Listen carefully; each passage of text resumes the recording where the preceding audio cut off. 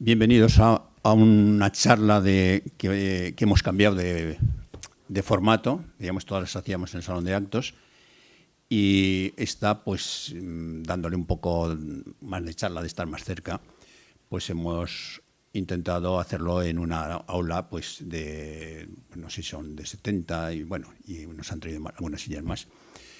Primeramente, el agradecimiento a CAI, Acción Social Católica, atento Joaquín Roncal, por la colaboración al cedernos las instalaciones y colaborar, pues, en que todo funcione muy bien. Gracias a todos que nos acompañéis. Sin vosotros no seríamos nada. Y vamos a intentar hablar de un tema como es la queja de sucesión, el decreto de nueva planta y el Tratado de Utrecht, que más o menos están relacionados, pensando en empezar desde ahí para luego otras charlas y otras tertulias y otras cosas, que será empezar el Aragón cuando nosotros perdemos nuestra personalidad, nuestra identidad. Bueno, la identidad poco a poco, pero la identidad no la tenemos que perder. Hasta cuando hemos conseguido otra vez el estatuto nuevo. Yo voy a hacer un poco de propaganda dentro de lo que es el club. Pretendemos ser un foro independiente, abierto, participativo y plural. Quiere decir que aquí todo el mundo cabe. No queremos frentes, porque el día que hagamos frentes, lógicamente, no seremos de todos, sino que seríamos de unos u otros. Pretendemos fomentar la toma de conciencia sobre Aragón, que lógicamente está bastante baja, digamos. Nos hace falta tener mucha más conciencia de conocer Aragón, de defenderlo y de plantear, pues, muchos retos que tenemos. Entonces, a través de lo que es la reflexión, el análisis y los debates, dar voz. Aquí, digamos, cualquiera que venga puede hablar, siempre hacemos coloquio, que es muy importante, y divulgar Aragón y lo aragonés en la medida de lo posible. Siempre bajo 3 principios que yo considero muy importantes y que si esos 3 principios los utilizásemos, otro gallo nos cantaría. Uno es la cooperación a todos niveles, la lealtad y la responsabilidad.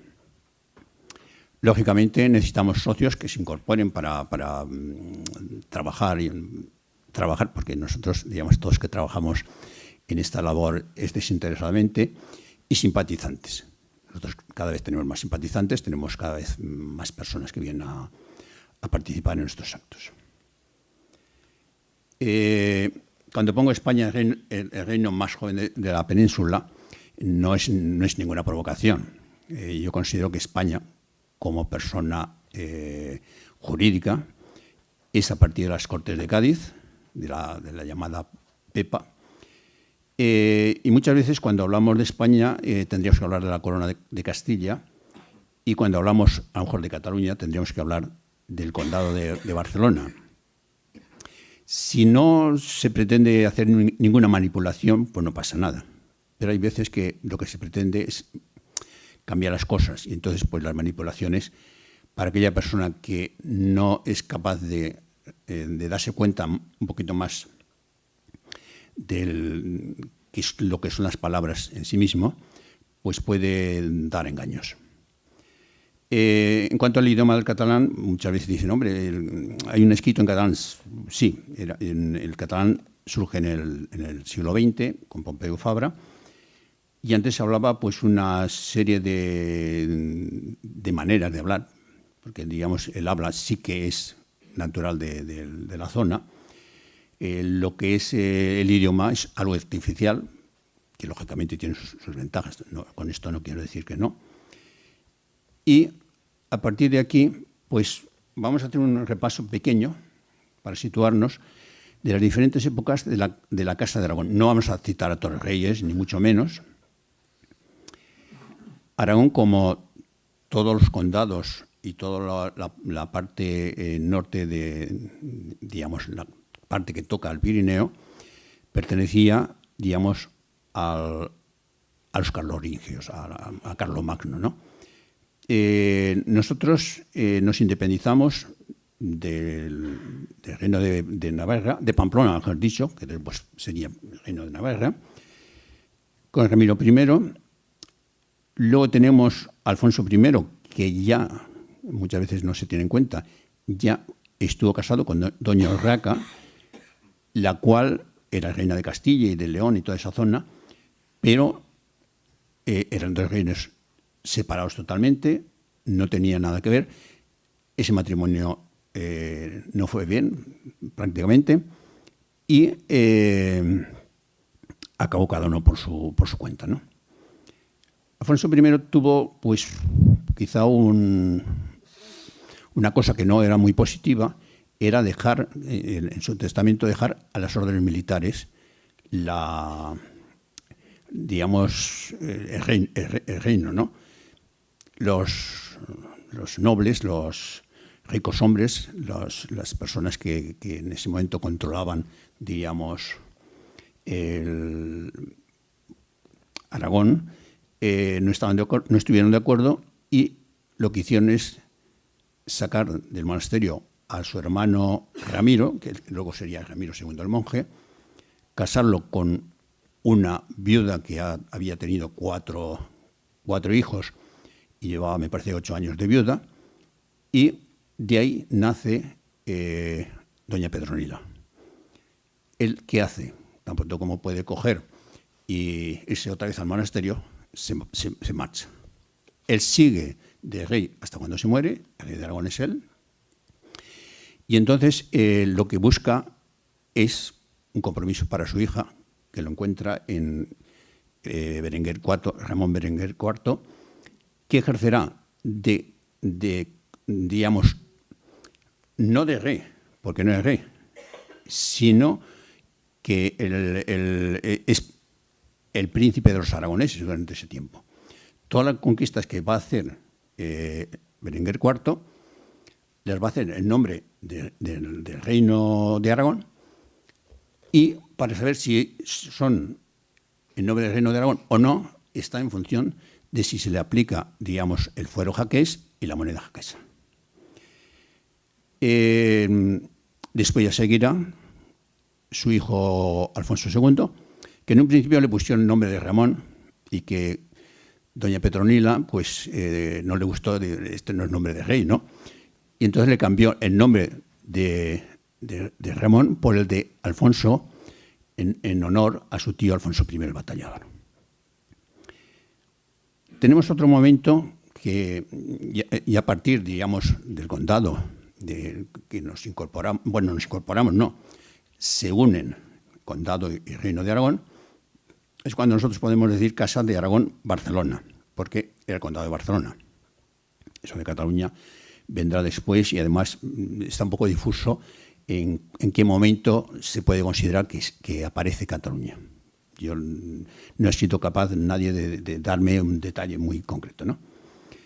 Un periodo que tenemos también en cuenta es con Jaime I, el cual los historiadores aragoneses dicen que fue el rey aragonés menos aragonés, porque después de conquistar Valencia, Mallorca y todo esto, dividió en varios reinos, cosa que no era muy normal, ¿no? Entonces, Jaime I no se llevaba bien con su primera mujer, ni con su hijo. Su hijo no llegó a reinar porque murió antes que él, su hijo de la primera mujer. Y después se casó con su segunda mujer, la Violante de Hungría, y parece que Violante de Hungría lo que quería es que sus hijos fuesen reyes, con lo cual hay historiadores que dicen que fue una cuestión de alcoba el hecho de que ese reinado de esos reyes, como era el de Mallorca, como era el de Valencia, era ni más ni menos una pretensión por parte de Violante de Hungría. Otra cosa que hace Jaime I es crear la Cancillería aragonesa en 1264, que la crea en Barcelona. Por eso en Barcelona está el archivo de la Corona de Aragón, porque los reyes durante un cierto tiempo vivían lógicamente, en Barcelona, a pesar de que hubo un tiempo que los reyes estaban prácticamente, yo creo que andando por todas partes, porque las cortes no había un sitio determinado, se hacían cortes en un sitio, en otro. Pero, lógicamente, los nobles aragoneses, los ricos hombres de Aragón, pues no estaban muy de acuerdo, porque ellos lo que querían es llegar. Bueno, nosotros teníamos en la parte de Amposta, la parte esa era aragonesa en ese momento, pero, lógicamente, la conquista de Valencia prácticamente está basada en las personas que fueron de Calatayud, de Daroca y de Teruel, Teruel era la frontera. Teruel se quedó muy despoblado, porque allí había muchísimos caballeros que, lógicamente, cuando se fueron a Valencia, pues prefirieron quedarse en Valencia con propiedades, porque era mucho más rentable que Teruel. Hay otro periodo con Pedro III que se establecen las primeras cortes, porque antes de Pedro III lo que se hacía en el condado de Barcelona era asambleas de paz y tregua, y en el caso de Aragón eran reuniones de curia real, digamos, dicho de alguna manera, eran el rey, familias, personal llegado a la corte, pero no se podía considerar que fuesen cortes tal como se entiende después. En Aragón empiezan con los 4 brazos, cosa que en Castilla solo son 3 brazos. Y luego, otro momento también interesante es el de Alfonso III, en el 1289, que se crean las Diputaciones Generales.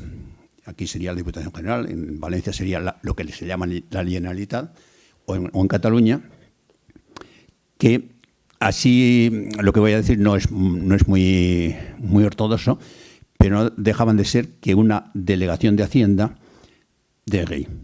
Eran para cobrar las generalidades, que era un impuesto para la corona. Estas instituciones tuvieron luego otros planteamientos, ya digamos, tipo administrativo, incluso político. Por ejemplo, la Generalitat de Cataluña tuvo mucha actividad cuando murió Martín Humano. Entonces, ese momento, hasta cuando surge el nuevo rey, pues donde hay un vacío, pues alguien lo ocupa. Entonces, quiero decir, pero en sí no era ni más ni menos que una institución para cobrar los impuestos para el rey o para la corona. Cuando muere Martín I, nos quedamos sin descendencia. Martín había tenido un hijo, Martín el joven, que se dice, que se había casado con Blanca de Navarra, que había tenido un hijo, pero que no le sobrevivió.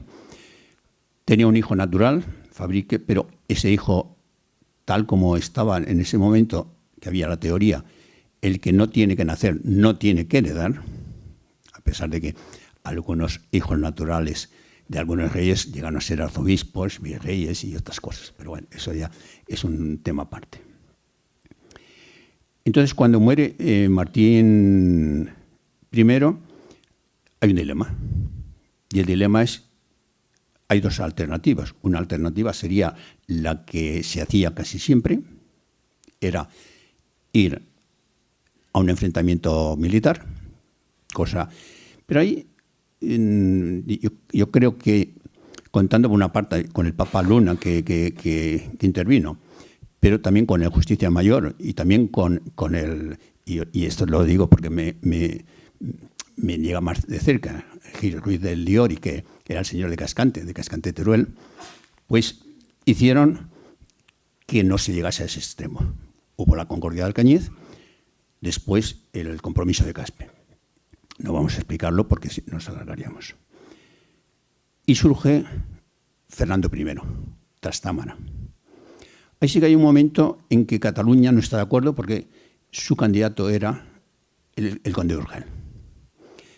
Pero visto, digamos, por el grado de parentesco, el conde de Urgel estaba en el 5º grado, en cambio, Fernando I estaba en 3er grado. Digamos, era nieto de Pedro IV y además, entre comillas, y esto era también hijo de aragonés, digamos, y esto no vamos a entrar hoy, de un tamaritano, según las teorías, que fue cuando su padre estuvo en la zona de Tamarite, apoyado por Pedro IV, para coger y tenerlo, como no sé, Pedro IV y Pedro I, el Curel de Castilla, no se llaman bien. Todo lo que hace Pedro IV es darle una zona en Tamarite y le dice: yo te doy esto, pero con una condición: si llegas a ser rey, me lo devuelves. Con lo cual, hizo la jugada muy buena. Primeramente, se quitó al enemigo y segundo, retornó otra vez. Y entonces, el padre de Fernando I era un aragonés, no entroncado dentro de la dinastía aragonesa. Después tenemos cuando ya diríamos Casa de Aragón, Castilla, que es Fernando e Isabel. Ahí también perdemos mucho porque Fernando, que yo creo que fue el rey pues más político y más, bueno, y tiene muchísimos libros, el príncipe tiene muchísimos libros, pero lógicamente venía aquí cuando había cortes, cuando había alguna cosa, pero no mucho más. Él estaba, y en este momento, a pesar de que no se le tiene reconocimiento en Castilla no se le reconoce hay que pensar que sin Fernando no hubiese sido Isabel la católica y reina, y no vamos a entrar todos los motivos que no correspondían. Y él supo actuar muy bien. Lo que pasa es que, como decía un escritor catalán, que lo tengo por aquí, pero los castellanos pues tienen un talante determinado. En Cataluña, lógicamente, tampoco lo han reconocido. Hay algunos que sí, otros que no, porque decía este catalán que los catalanes siempre lo que hacen es quejarse. Y los aragoneses, pues ya sabemos lo que son. Nos olvidamos de los nuestros y de los... Bueno, si fuesen de los de allá, de otro sitio, a lo mejor sí que aceptaríamos o estaríamos más interesados. De ahí pasamos ya a la Casa de Aragón, Castilla-Austria, supongo, Austria, porque resulta que Fernando, que le deja a Isabel como para que siguiese rigiendo la corona de Castilla, los nobles castellanos no están muy de acuerdo y acaba viniéndose, se casa con la de Foix o de Foix, y resulta que tiene un hijo, no le sobrevive. Hay muchas especulaciones que hubiese pasado si hubiese sobrevivido ese hijo, pues no lo sabemos, la verdad sea dicha, pero que después el Felipe el Hermoso, no sé qué le pasó,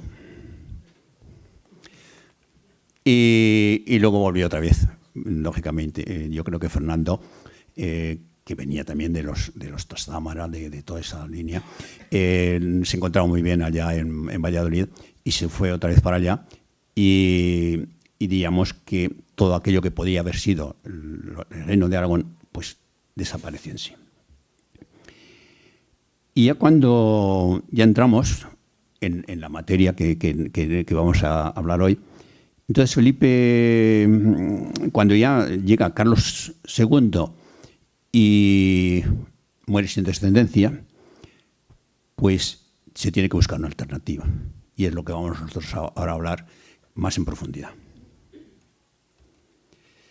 Aquí tenemos el árbol: Sancho III el Mayor, Ramiro I, Sancho Ramírez, y entonces tenemos aquí Petronila, Berenguer y Alfonso II. Esto sería lo que sería la Casa de Aragón, y después cuando entroncamos, o entroncan mejor dicho, porque hay quien dice que el condado, cuando se incorpora al reino, cede, digamos, lógicamente el mayor es el que absorbe. Esto es como, pero bueno, para no entrar en tema de esto.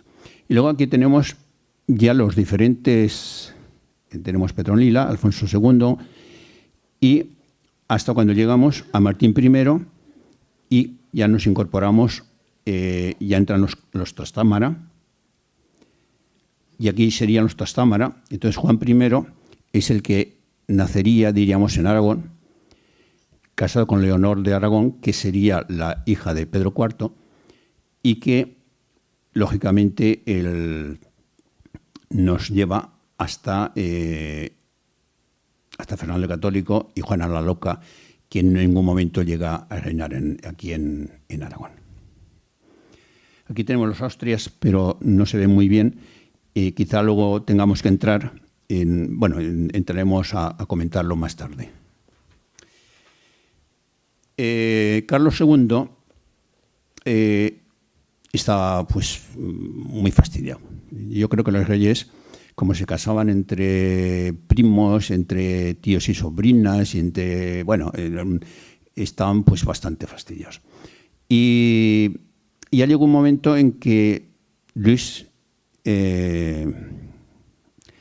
XIV y Leopoldo I llegan a acuerdos, diríamos, cómo repartirse en caso de que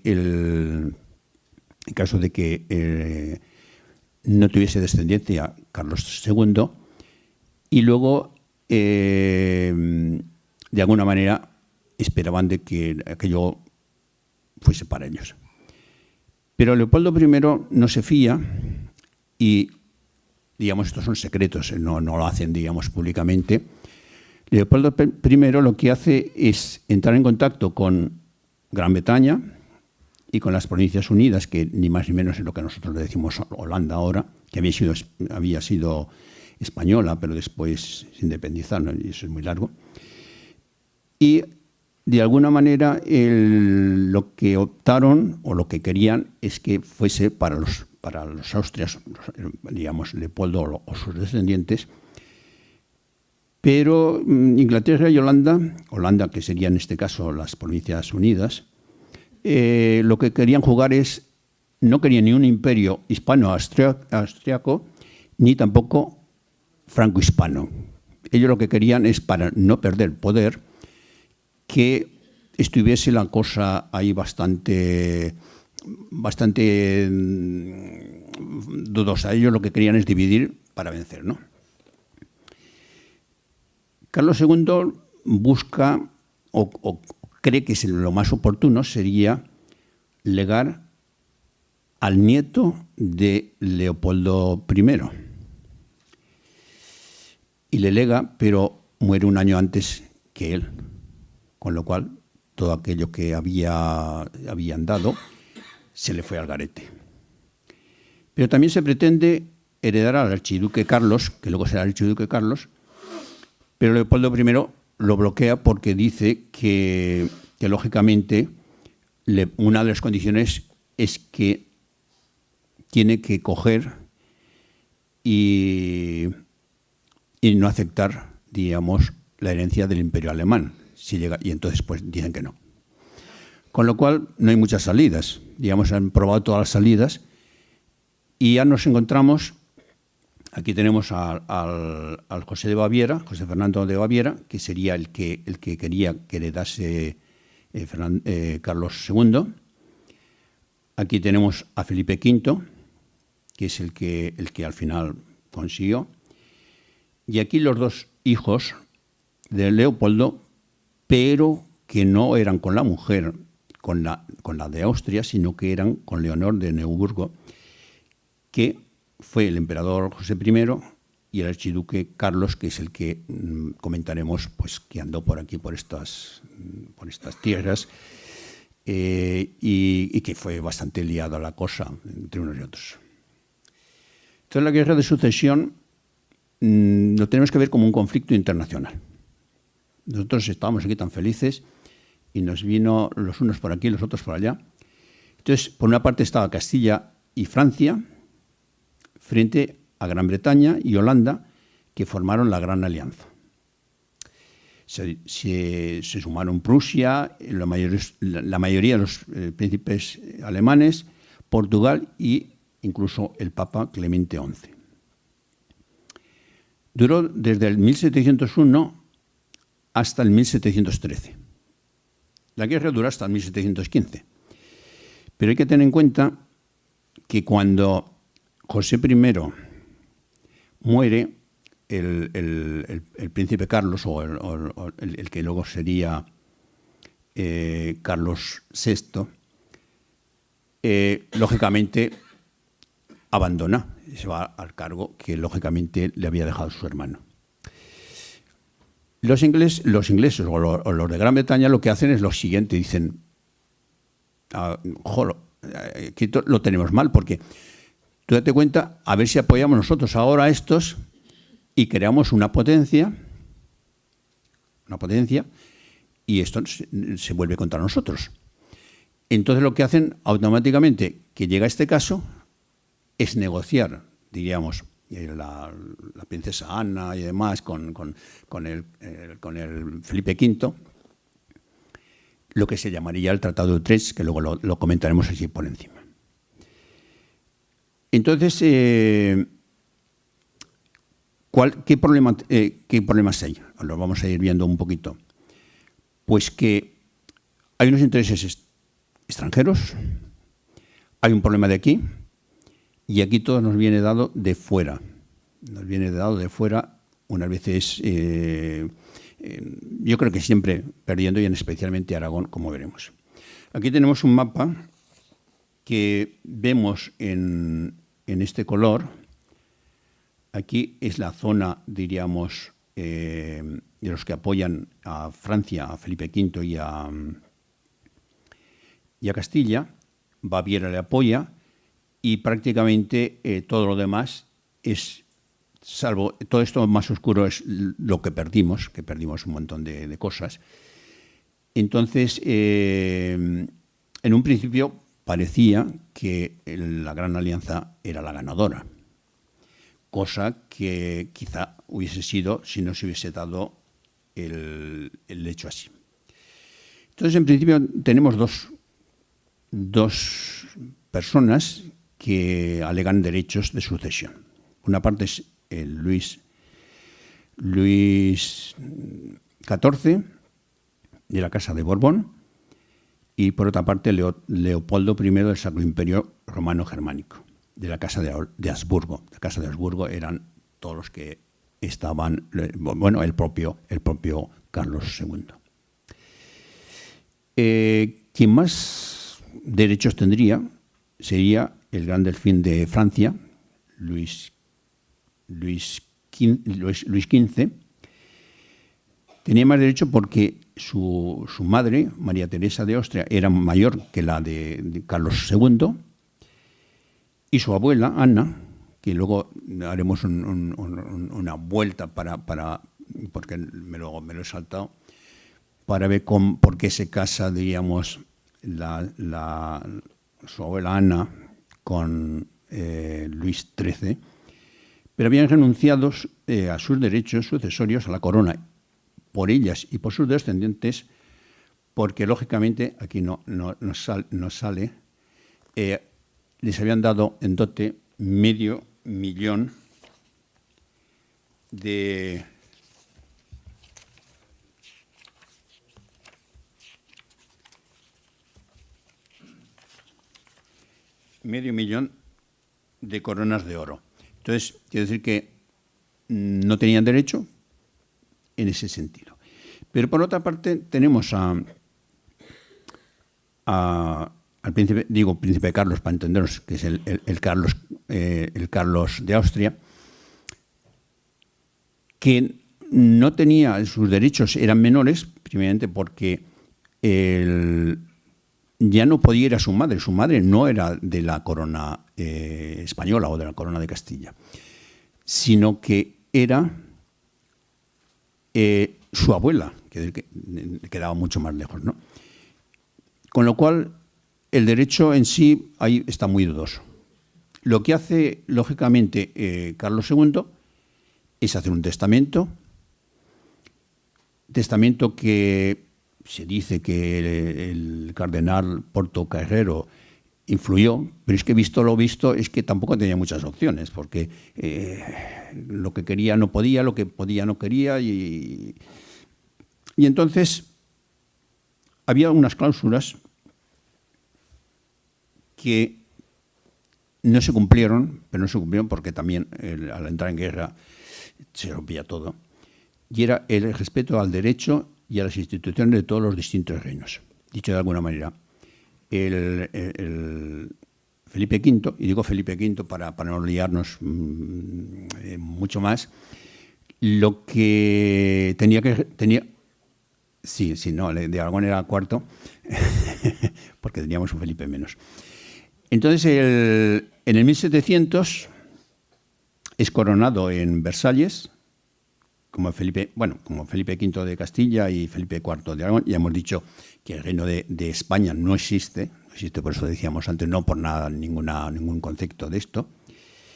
Y luego será el archiduque Carlos, en el 1703, cuando las potencias europeas en Viena lo alzan como título, como Carlos III, que en España no aparecerá, porque luego aparecerá el hijo de la segunda mujer de Felipe V, que será el Carlos III, que hablaremos en otras charlas, porque si decimos la verdad, fue una de las personas ilustradas, unas personas que además yo creo que hicieron una mezcla de sangres con otras familias, y apareció pues una persona al menos bastante interesante, y especialmente para Aragón, como lo podremos ver en otra ocasión.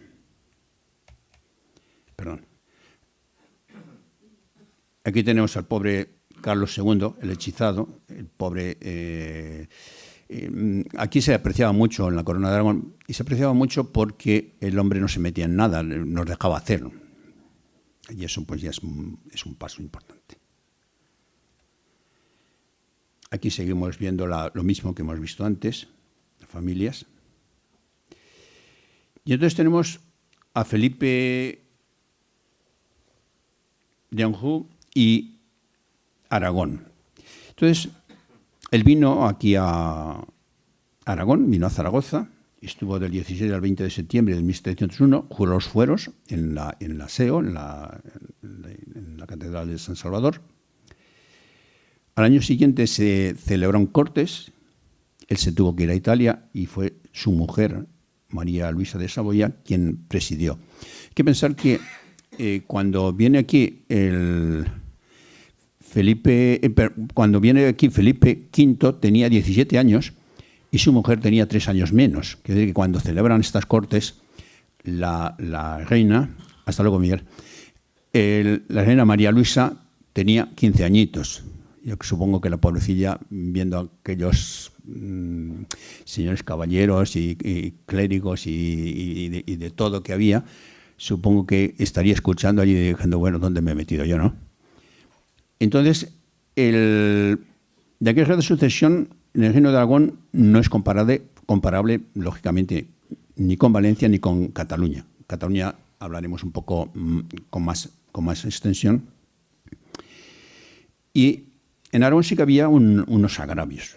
Y el agravio pues era que la monarquía excluía. Hay que pensar que entonces el virrey era un castellano, un arzobispo castellano. Pero el propio arzobispo castellano, cuando nombra un obispo auxiliar, nombra otro que también es castellano. Y luego pues aquí es como el comedor, esos comedores de paso, donde venían unos, venían otros. Entonces sí que se exigía al ejército de todo que pagasen una tasa, que algunos lo pagaron, otros se quejaban porque decían, oye, ¿por qué tengo? Entonces los cogían en la frontera de Castilla y les llevaban hasta Lérida. Y entonces pagaban pues una cantidad de dinero que les exigían, porque lógicamente cada uno tenía su jurisdicción y lógicamente lo que pasa es que aquí pues no caían muy bien los franceses y no caían bien los otros porque lógicamente el trato no fue el trato que se esperaba. Aquí tenemos a Felipe V. Lógicamente Aragón pues estaba dividido, como siempre. Aragón somos fabulosos para dividir. Pero incluso tenía mucho más adictos Felipe que no Carlos. Y he puesto algunos, pero seguro que se podrían poner más. Por ejemplo, el archiduque Carlos tenía el conde de Sástago, marqués de Coscojuela, marqués de Castro Pinós, conde de Fuentes, obispo de Huesca y Albarracín, comunidades de Teruel, Daroca, Calatayud y la ciudad de Egea. Pero Felipe tenía el conde de Guara, el de Atarés, el de Bureta, el de Campos Real, el de Covatillas, el de San Clemente, el marqués de Tosos y Lierza, el obispo auxiliar y el arzobispo, que lógicamente hubo momentos que ejercía de virrey, y ciudades como Jaca, Tarazona, Borja, Caspe, Fraga, poblaciones como Canfrán, Ainsa, Alcoriza, Híjar, Albalate, Alloza, en fin, un montón de ciudades. Hay que pensar que, por ejemplo, Borja le dieron el título de ciudad por haber sido de Felipe V, incluso, y no solamente. Y hay que pensar que en este momento la gente dice, hombre, es que estaban con el archiduque Carlos, estaban ni más ni menos que el almirante de Castilla, que eran muy... Y tanto en todas las partes había unos que estaban a favor de uno, a favor de otros. Por ejemplo, el Ayuntamiento de Zaragoza estaba con Felipe, pero claro, cuando viene el otro, lo toma, pues entonces dice, bueno, pues me voy con el que ha ganado. Y después resulta el otro. Y llega un momento que no es... Hubo sitios como Jaca, como en algunos sitios de estos, donde sí que se defendió con uñas y dientes la causa, ¿no? La causa equivocada o no equivocada.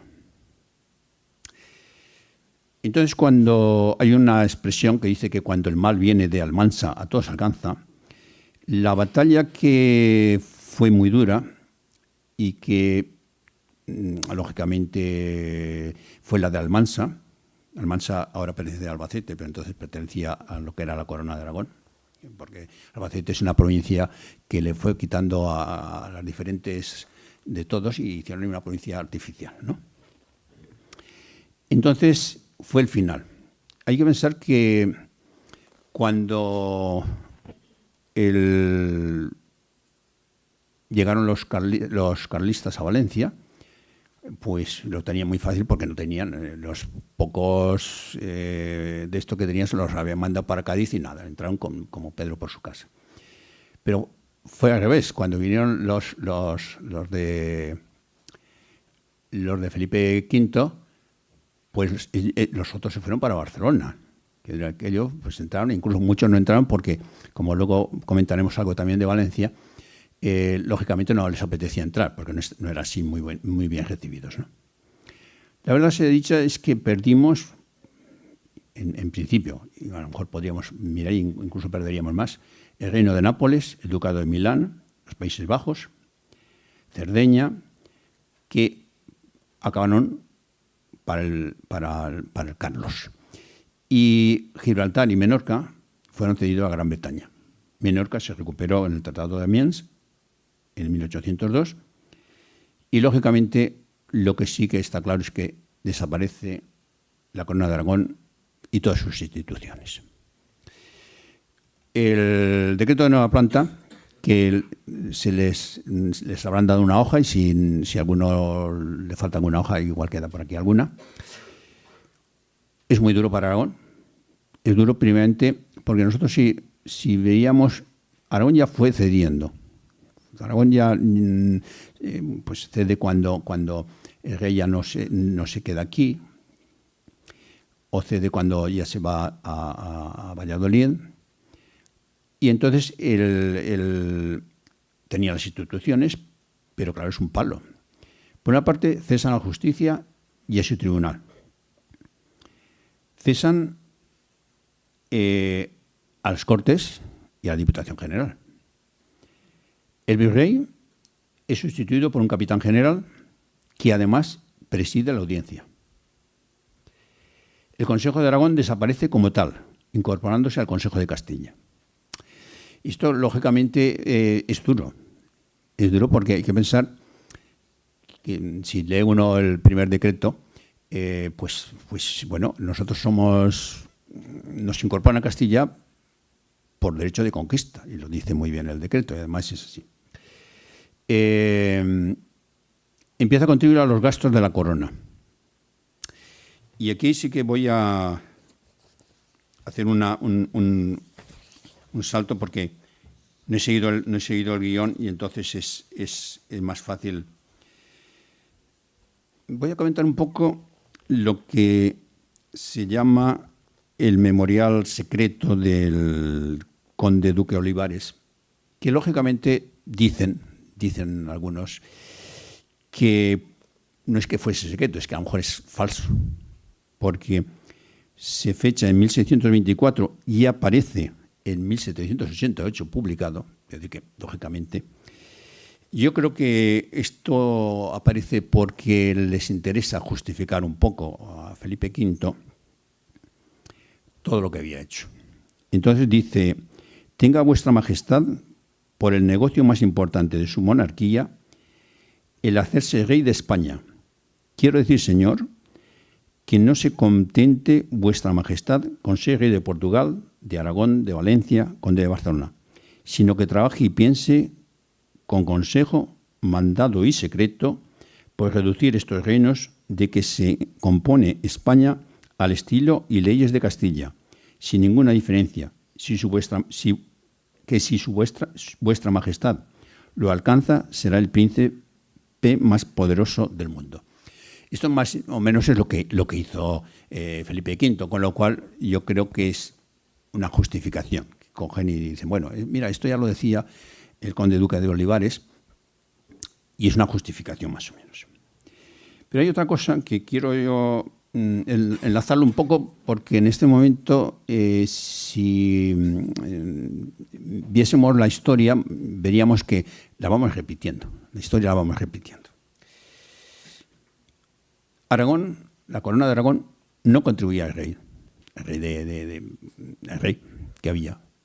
Primeramente, lo que es la conquista de América, a pesar de que se hizo con dinero de la corona de Aragón, pero eso es otro capítulo, era una conquista de Castilla.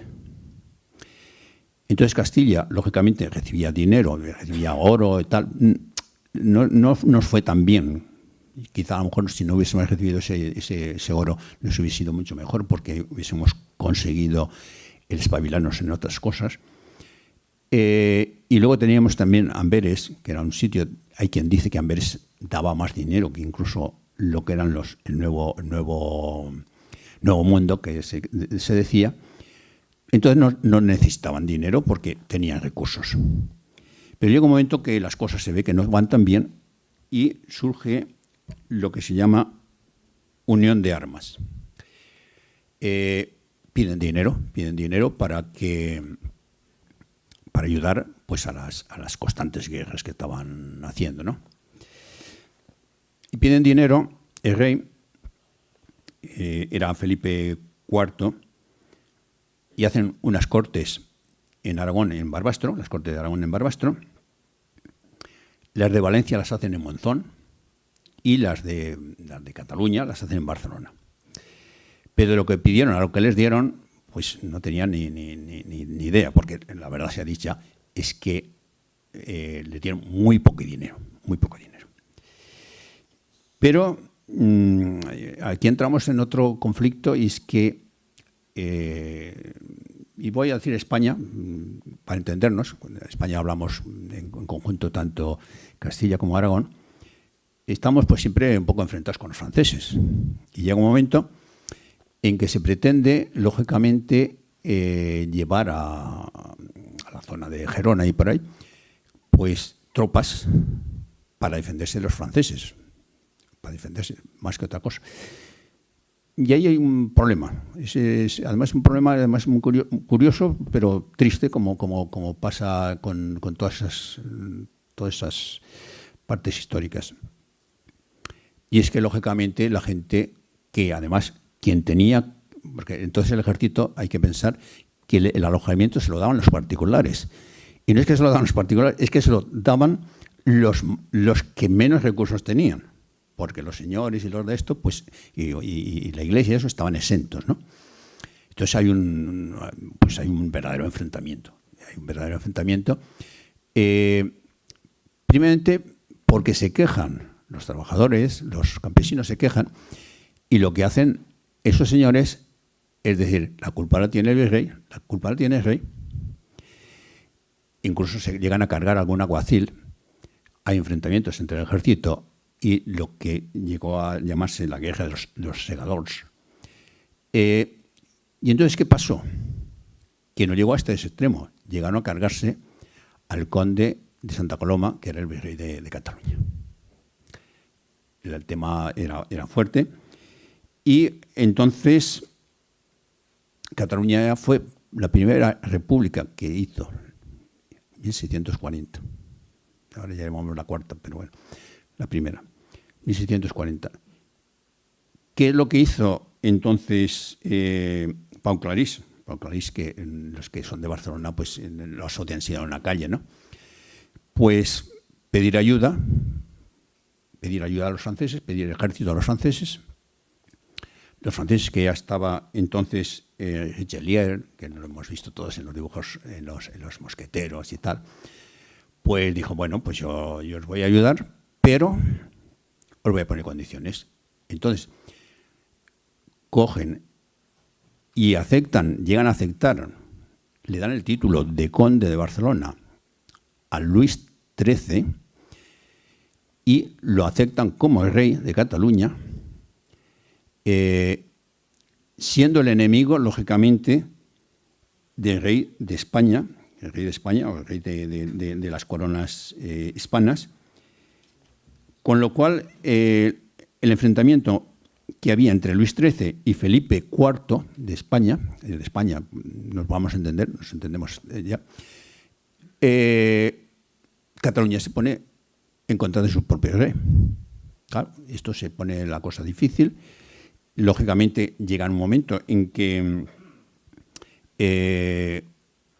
hay un problema pero gordo. Todo lo que hace el rey, además, ya no es el conde duque de Olivares, sino que Luis de Haro, que este era sobrino del conde duque de Olivares. Lo que hace, lógicamente, es pactar con Luis XIII. Y una de las cosas que hace es casar a su hermana Ana, con Luis XIII, que luego vemos cómo viene, digamos, por ese camino.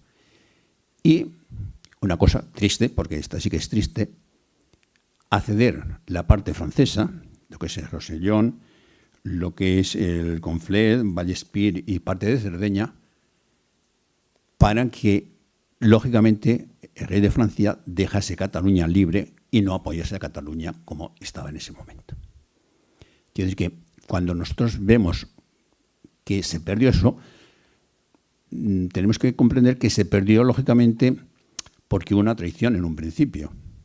Entonces, cuidado con las traiciones porque a veces se pierde. Perdemos todos, pero pierde incluso el que hace la traición. Esto es simplemente un paréntesis histórico. Tampoco quiero recrearme demasiado en ese tema. Y entonces, ¿qué es lo que pasa con lo que pasa en Valencia y qué es lo que pasa en Cataluña?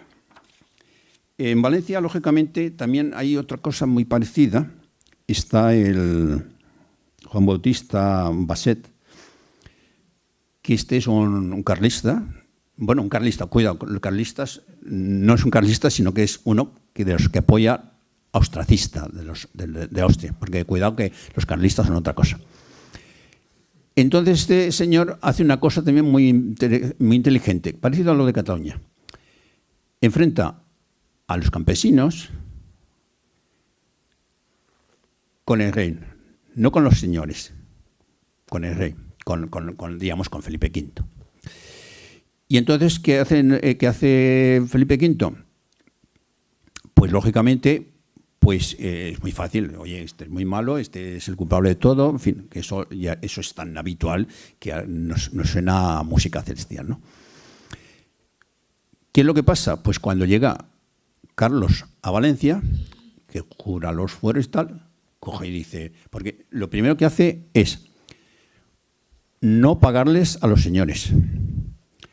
Recibir, diríamos, unas exenciones y luego requisitan pues lo que tenían los que no eran amigos y los comerciantes franceses que habían venido con Felipe V, y todo eso pues es fabuloso, claro, pues mira, está el enemigo. Cuando viene Carlos III, entonces, teóricamente, pero no mezclemos a Carlos III, si no nos liaremos. Sí, mejor al príncipe Carlos. Entonces, cuando viene, ve y dice, esto no hay derecho, yo he jurado los fueros y aquí no dice que no se tenga que pagar y que se tenga que tal, ¿no? Y entonces les hace pagar lo que no habían pagado, a lo mejor no, pero a partir de ese momento pagar.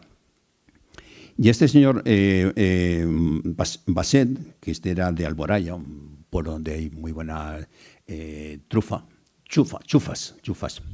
que, además muy sólidas, muy buenas. Entonces lo destituye y entonces pone al conde de Cardona, que luego cuando vienen ya, lógicamente, los de Felipe V desaparecen todos y se van para la zona de Cataluña, que es donde tienen, lógicamente, el mayor soporte. Aquí tenemos también otro caso que, además, yo creo que hay que conocerlo porque si no lo conocemos, porque ahora se habla mucho en contra de uno, en contra de otro.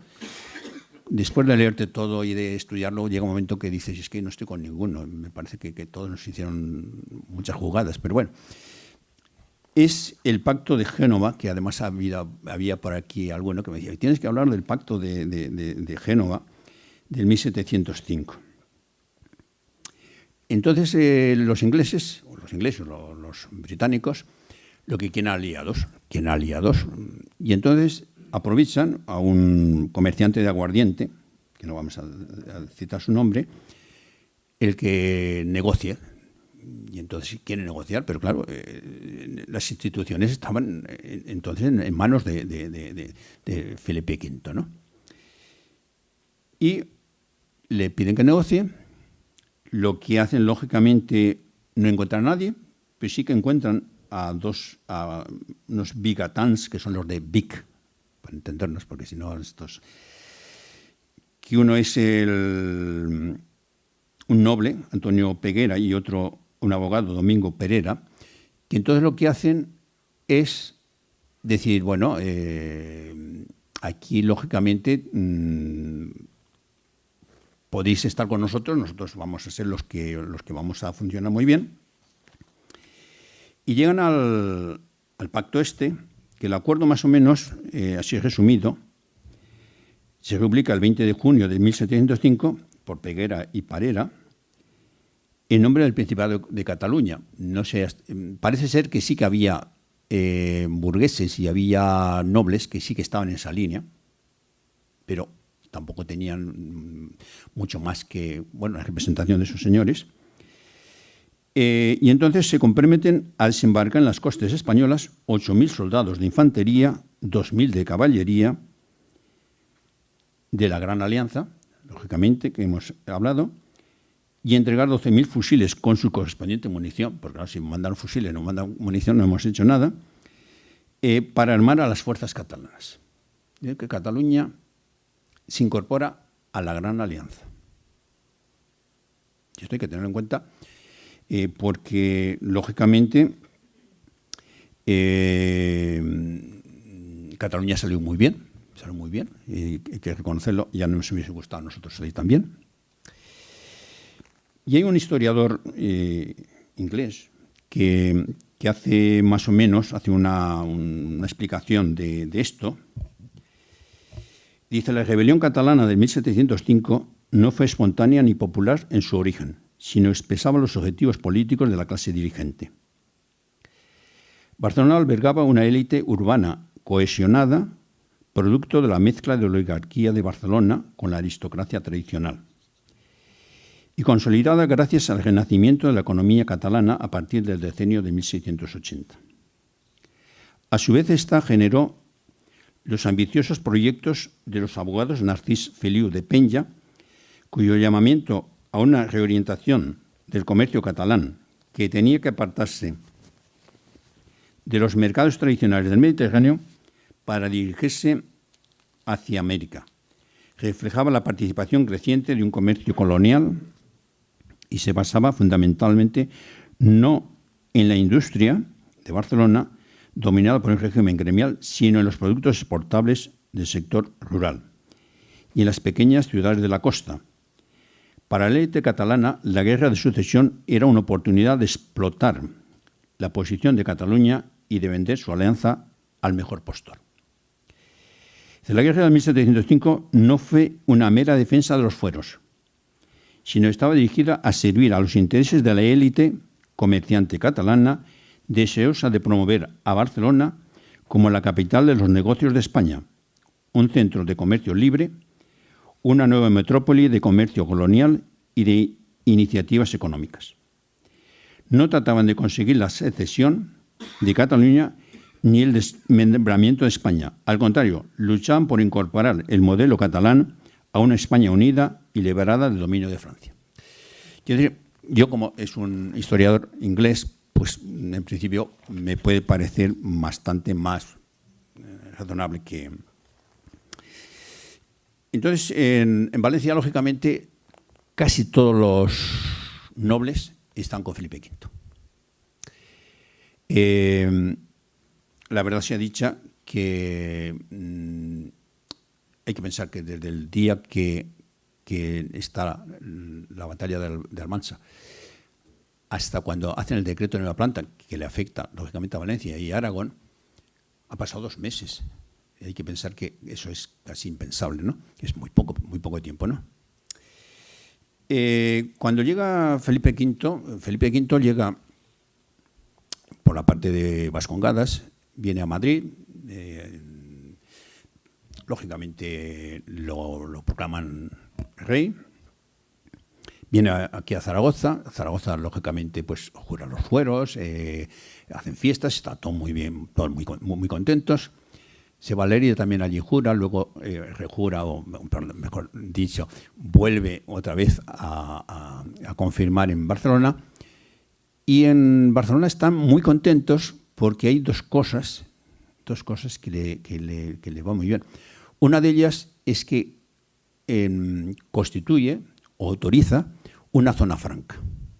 Una zona franca es el sitio donde viene la mercancía, no paga ningún impuesto y vuelve a salir.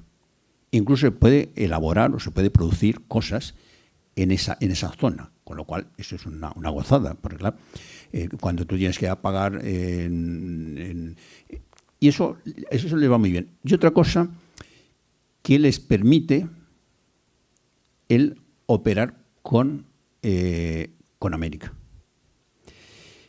Con lo cual, eso les abre ese mercado. Con lo cual están muy contentos.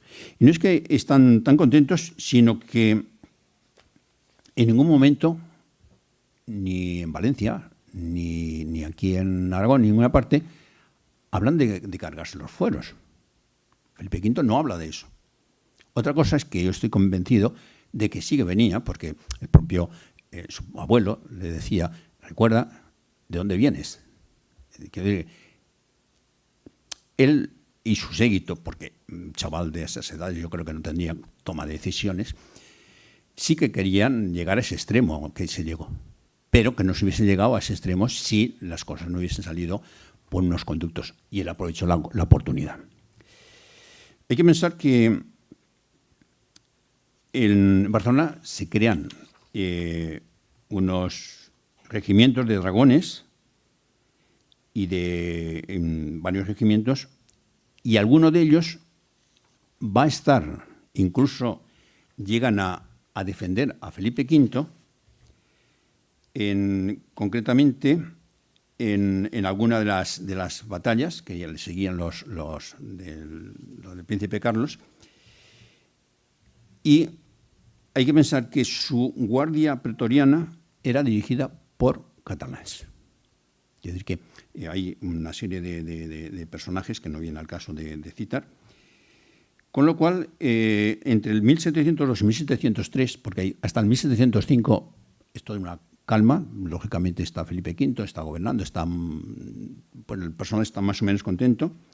Se forman en Cataluña 4 regimientos de infantería y 2 de dragones. Quiero decir que hay que pensar que ese concepto que se tiene, que ahora se dice muy fácilmente, yo creo que no lo hay.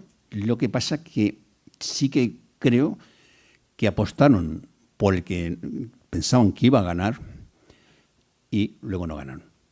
A nosotros, lógicamente, estuvimos pues en tierra de nadie, porque estábamos a todas bandas y a ninguna. Pero bueno, seguimos el tema, ¿no? Entonces, luego, otra de las ventajas que tuvieron, digo Cataluña, porque Aragón, lógicamente, era más agrícola. Incluso lo que nosotros exportábamos era pues para la parte de Valencia, para la parte de Cataluña. Pero Cataluña era más industrial. Al quitar los aranceles que quitan de la península, la Corona de Aragón éramos 1,5 millones. El resto de España eran 6 millones. Con lo cual, los de la Corona de Aragón tenían la oportunidad de un comercio de 1 millón a 6 millones más. En cambio, los de Castilla, teóricamente, tenían la posibilidad de 1,5 millones de población. Quiere decir que, en ese sentido, lógicamente, empezaron a trabajar por todas partes, a comprar la lana, a vender tejidos, a vender toda esta cosa. Y la verdad sea dicha que les fue muy bien esa situación. Yo, lógicamente, no estoy de acuerdo con el decreto de nueva planta y menos lo que nos pasó a nosotros. Pero hay que pensar que desde el punto de vista comercial y incluso de esa élite que había, especialmente en Cataluña, porque en Aragón había una élite no digamos de burgueses, sino que era una élite más o de campesinos o de señores o de nobles, en fin, era otra élite distinta, ¿no? Eso quiere decir que luego también otra cosa, y es que hay que pensar que cuando no se podía ir a América el que quisiera, cuando se abre sí que se puede ir a América. Y hay que pensar que la primera, donde más emigración es en Galicia, después le sigue Canarias, después Asturias y después es Barcelona. Barcelona tiene nada menos que un 3,8% de toda la emigración va de Barcelona. Emigración que, lógicamente, se le debe mucho de los edificios guapos que hay en Barcelona, mucho de la industria y de la actividad que luego a los que llamaban indianos, porque trajeron mucho dinero cuando volvieron de Puerto Rico, volvieron de todas, cuando se fueron perdiendo todas aquellas zonas, ¿no? Otra cosa que hablan y que además, entonces en esa época había una cosa que era ser saqueado. Había una guerra y saqueaban. En Barcelona no se saqueó, o en Cataluña no se saqueó. No quiere decir que no se saquease algo, pero digamos que comparado a lo que podría ser. Y lógicamente hay un libro que yo creo que no se debe estar de todo mal, pero algunos quizá no. Es La cuestión catalana desde la prehistoria hasta la guerra de sucesión, de un tal José Luis Ortigosa Martín, que no dice nada nuevo. Ya lo hemos visto, que cuando tuvimos que aportar tanto a los catalanes como a los aragoneses, pues nos costaba rascarnos el bolsillo. Y dice, Cataluña siempre se resistió a aportar hombres y dinero a la defensa de los intereses de España, incluso cuando el peligro se cernía sobre el propio territorio. Y cuando colaboraba, lo hacía a cambio de concesiones de prebendas y privilegios. Esto es un poco para ver en la historia un poco lo que luego va viniendo. Entonces, los indianos tuvieron mucha importancia. Parece ser que muchas de las industrias, mucha cosa de la que se hizo, las 2 exposiciones que se hicieron en Barcelona, que fueron clave, hicieron que, lógicamente, Barcelona cambiase digamos, todo lo que es porque Barcelona era amurallada, tal, y todo ese desarrollo, se ve que entró muchísimo dinero. Hay algún libro incluso que habla de los indianos, y entró también en Cantabria, en muchos sitios hay verdaderos palacios que se les debe a esas personas. Entonces, vemos que perdemos lógicamente. Uno de los problemas que tenemos en Aragón son que tenemos que empezar a contribuir a la corona. Tenemos una fuerte tributación de carácter militar. Hay que pensar que llega un momento, fíjate si sería la cosa extrema, que les dicen a los obispos y al arzobispo, le dicen, darles trigo a los campesinos para que puedan sembrar. Pues claro, cada vez que eso, pues empezaban a hacer, y llegó un momento en que lógicamente los pobres campesinos, pues incluso los graneros de Zaragoza, de los sitios, pues se vaciaron, que es que fue muy duro en este sentido. Entonces el decreto de Nueva Planta, y lo he remarcado un poco, nos dice todos sus habitadores por la rebelión que cometieron, digamos, de Aragón y tal. Y luego habla de justo derecho de conquista. Se da cuenta Felipe V, más que Felipe V, pero bueno, es el que representa que lo que había hecho era una barbaridad. Y entonces al mes siguiente, cosa rara en ese, hace otro decreto que dice privilegios de los buenos vasallos de Aragón y Valencia y gobierno de estos reinos uniforme al de Castilla. Lo que viene a decir es que lo de la uniformidad de Castilla ya está, pero dice, resumiendo, dice, en ningún caso puede haberse entendido con razón fuese mi real ánimo notar ni castigar como delincuentes a los que conozco como leales. Pero para que más claramente conste de esta distinción, no solo declaro que la mayor parte de la nobleza y otros buenos vasallos del Estado general y muchos pueblos enteros han conservado en ambos reinos pura, indemne su fidelidad. Quiere decir que, lógicamente, aprovechó la ocasión Felipe V para coger y darnos el garrotazo, porque es lo que buscaban. Somos los aragoneses y los zaragozanos, tan singulares, que el autor formal del decreto de Nueva Planta, que fue Melchor de Macanaz, nosotros tenemos un parque, tenemos una arbolada con el nombre de este señor. Algo que chirría un poco, decir, bueno, no entiendo nada. Pero bueno, esto lo dejo ahí simplemente como anécdota. El derecho privado también se incorpora al de Castilla, pero será en el 1711 cuando vuelve el derecho civil aragonés. No entró porque sería muy largo, primeramente porque se utilizaba aquí el derecho aragonés, la gente seguía las costumbres, y entonces pues, y segundo, hay un libro que no hace mucho que se publicó por la Justicia, donde le dice este abogado, y en fin, es un personaje, le dice que le interesaría para el propio rey, para consolidar, que cediese, que pusiese otra vez el derecho aragonés en marcha. Aquí tenemos las zonas que se han perdido, en rojo, y luego Gibraltar y Menorca. Aquí ya tenemos Felipe V, que lógicamente Luis sería luego el que es su padre rey de Francia. Y vamos a hacer un repaso muy rápido del archiduque Carlos y Aragón. El 29 de junio de 1706 se proclama rey en Zaragoza y está aquí 11 meses.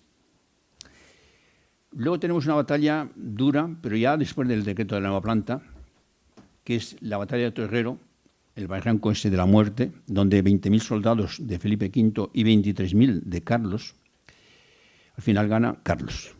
Hay que pensar que los ingleses, o los de Gran Bretaña, son los que dirigen, pero en la de Almansa la mayoría son portugueses y aquí la mayoría son alemanes.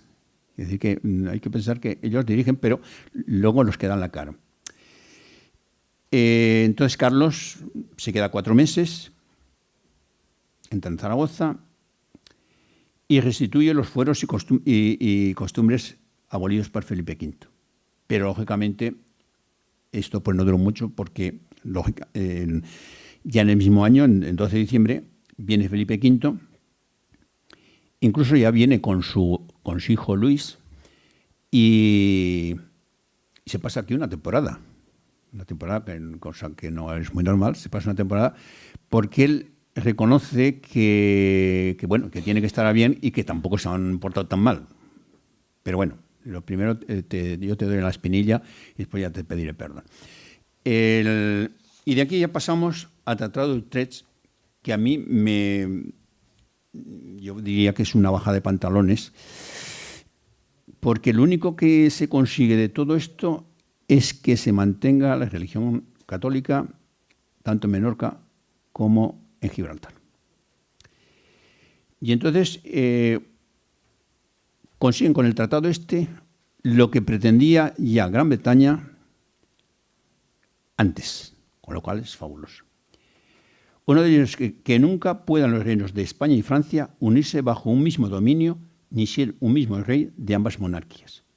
Esto lo subrayo porque promete también el rey católico, que es Felipe V, bajo el mismo vínculo de honor y palabra real, que no reconocerá ni tendrá en ningún tiempo él ni sus herederos, sucesores, por rey ni por reina de Gran Bretaña, sino a la señora reina y a sus sucesores. Y de alguna manera es apoyar y bajo ningún concepto unirnos con Francia. Que ningún título ni con ningún pretexto se pueda directa ni indirectamente conceder jamás licencia ni facultad alguna a los franceses ni a otra nación para navegar, comerciar ni introducir negros, bienes, mercancías u otras cosas en los dominios de Américas pertenecientes a la Corona de Aragón. Digamos, de alguna manera nos limitan ellos y nosotros lo aceptamos tan felices y tan contentos. Que el rey católico ni alguno de sus herederos sucesores puedan vender, ceder, empeñar, traspasar a los franceses ni a otra nación, tierras, dominios o territorio alguno de las Américas españolas ni parte alguna de ellos. Con lo cual, de alguna manera, pues nos dejan ahí en una situación que no lo entiendo. Lógicamente, voy a echar para atrás porque me he saltado.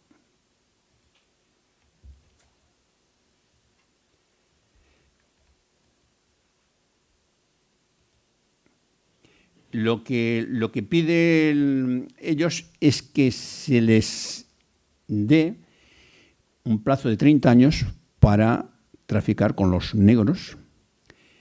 Pero no es que piden ya eso, es que piden una zona que esté cómoda, que esté resguardada, que puedan allí cultivar cosas para tanto las compañías inglesas como para los negros, hasta cuando los puedan vender. Algo que a mí me parece un poco tremendo. Y entonces aquí nos habla de Gibraltar y Menorca. El rey católico, por sí y por sus herederos, sucesores, cede por este tratado a la corona de Gran Bretaña la plena y entera propiedad de la ciudad y castillo de Gibraltar, juntamente con su puerto, defensas y fortalezas que le pertenecen, dando la dicha propiedad absolutamente para que la tenga y goce con entero derecho y para siempre, sin excepción, impedimento alguno. Claro, esto es fuerte.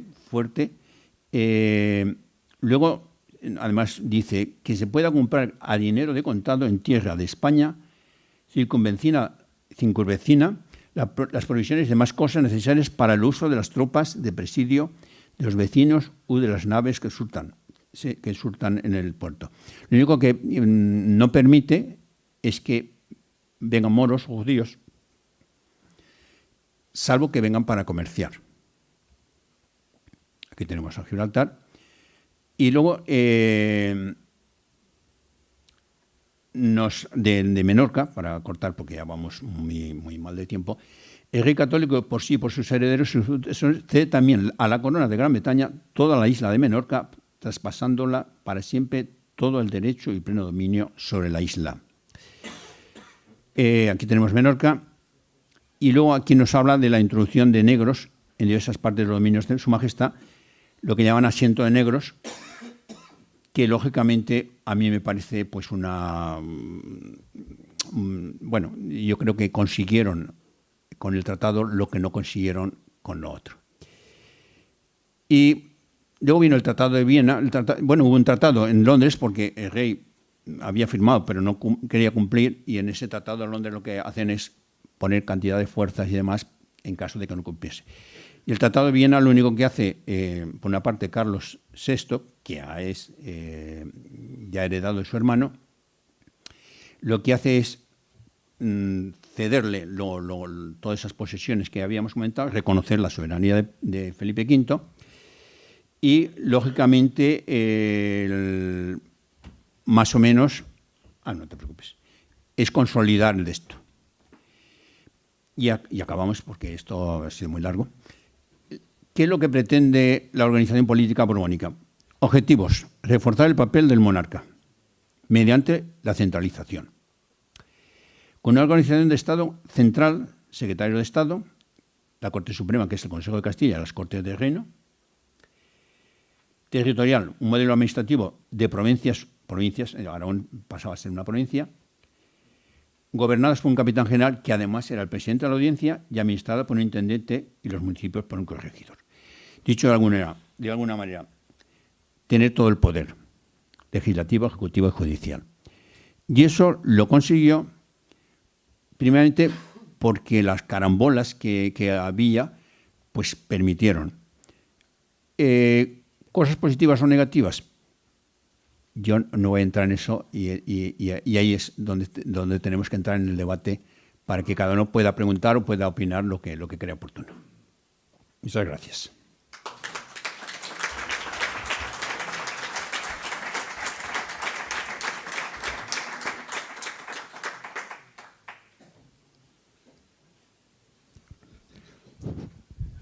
Bueno, preguntas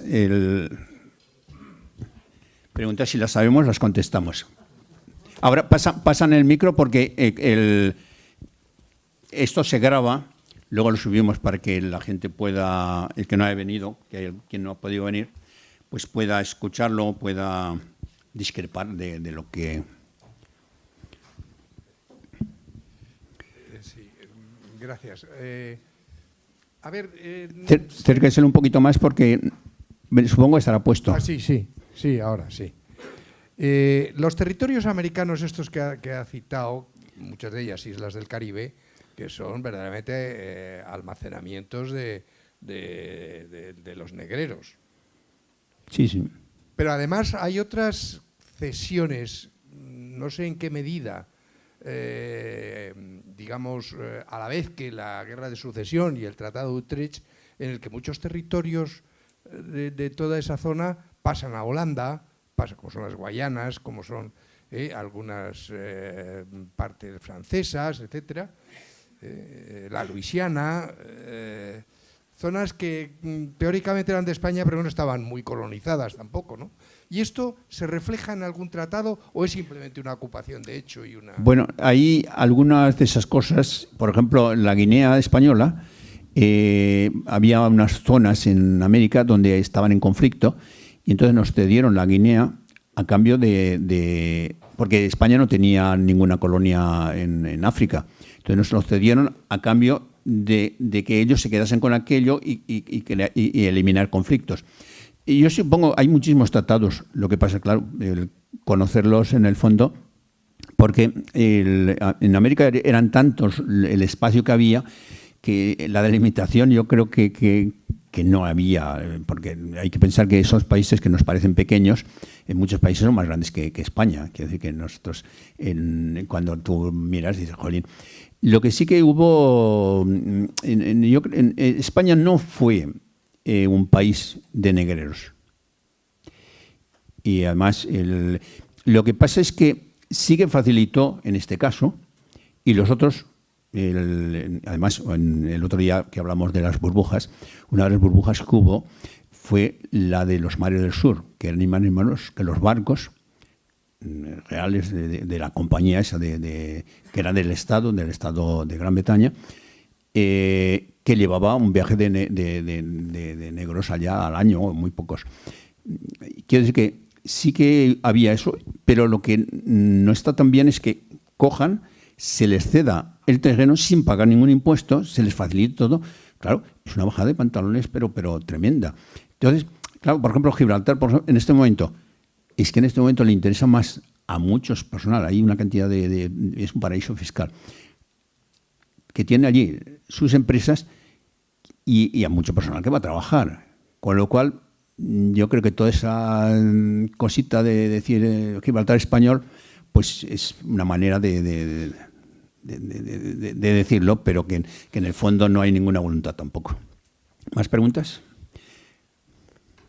Ahora vienen para acá.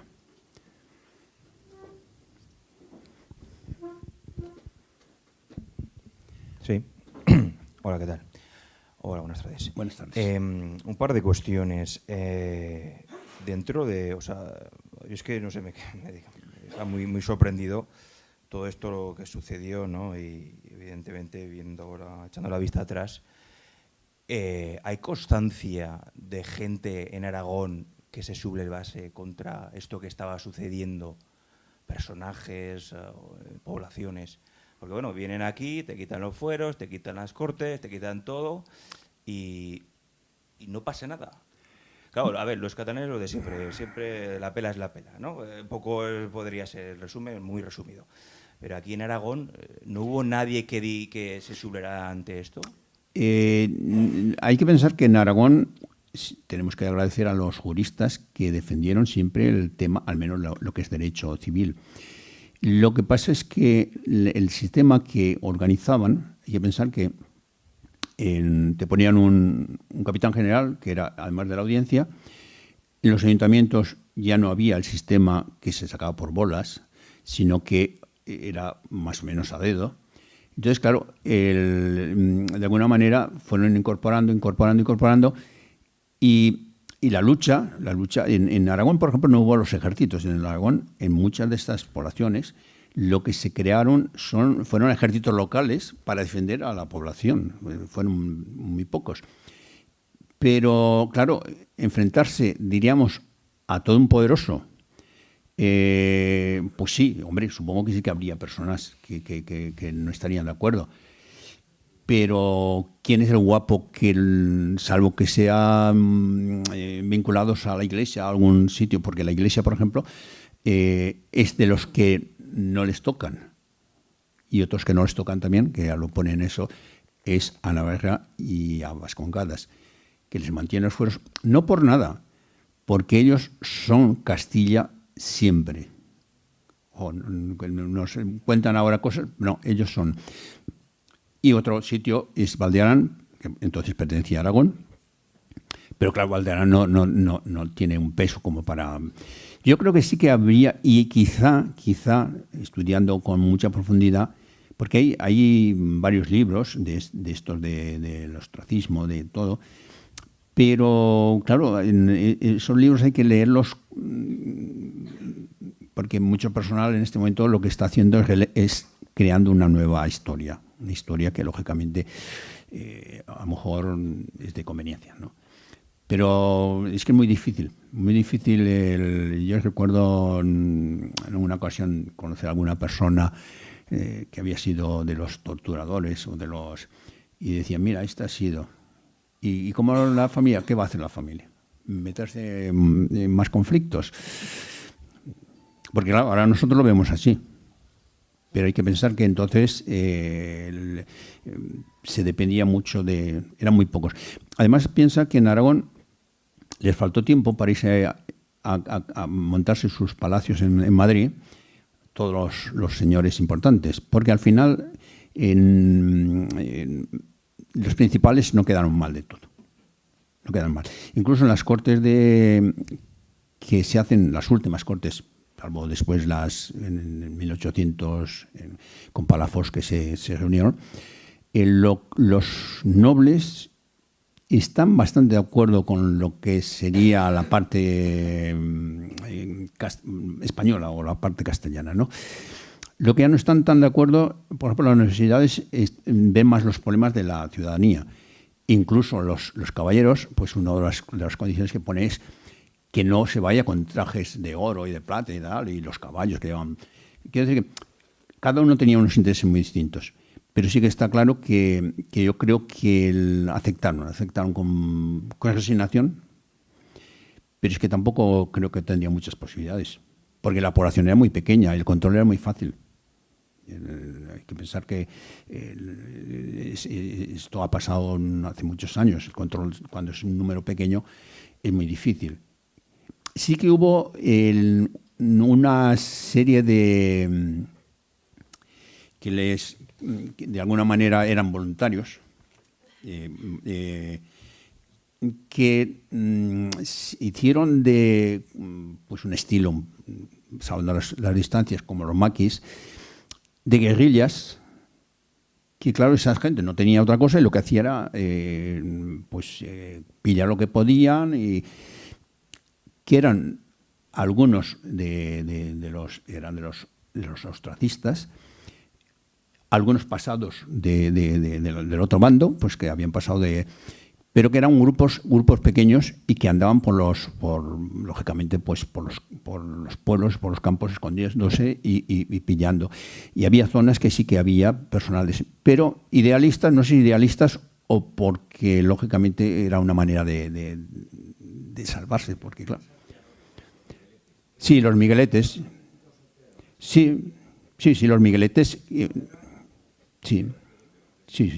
Pero que a la hora de la verdad ellos tampoco podían hacer mucho. Ellos lo que vivían de eso. Quizás si no vivían de eso, pues a lo mejor los hubiesen encarcelado o no sé lo que los hubiesen hecho.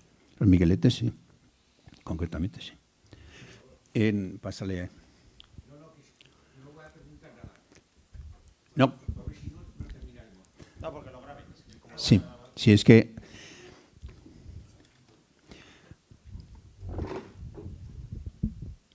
No, que puedes preguntar, puedes hacer reflexión en lo que se quiera, Voy a ser muy lento, muy corto, perdón. Felicitaciones por detalles de que usted ha investigado bien. Primero, que no ha confundido Navarra con el Reino de Pamplona. Eso me ha gustado mucho. Sí, es que... Otros, Navarra es lo primitivo, perdón, lo segundo. Sí. Y el Reino de Pamplona, hasta Sancho Ramírez, pues Juan II fue rey de Pamplona y era al mismo tiempo. De Pamplona. Sí. Y lo segundo, la guerra, si ustedes han leído o han visto libros, empezó en 1700 hasta 1713, en 1700 hasta 1715, en 1701 hasta... Las guerras en aquella época se declaraban, y la guerra empieza cuando hay una declaración de guerra y termina cuando se firma una paz. La guerra la declaró Inglaterra en nombre de la Gran Alianza en 1702. Aunque la guerra había empezado ya en Italia, la propiamente lucha. Y se terminó en 1715 porque fue Portugal el último país que firmó la paz. O sea, lo correcto desde el punto de vista histórico, 1702-1715. Sí. Cortito. Sí, no, lo que pasa es que cuando... Sí, pásale...